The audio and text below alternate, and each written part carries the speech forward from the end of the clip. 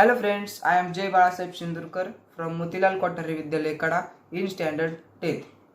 I have accepted the challenge to science define. Under guidance of Ambedkar sir, I am going to tell 5 definitions of gravitation chapter.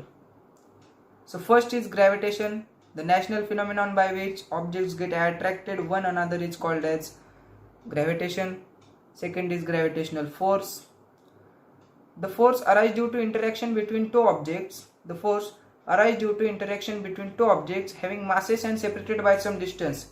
Having masses and separated by some distance called as gravitational force. Third is centripetal force, the force acting on object. The force acting on object moving in circular path along a radius and directed towards the center of circle is called as centripetal force. Free fall. Fourth is free fall. When object moves under influence of earth gravitational force alone. When object moves under influence of earth gravitational force alone is called as free fall. And last is escape velocity. When minimum initial velocity is given to the object. When minimum initial velocity is given to the object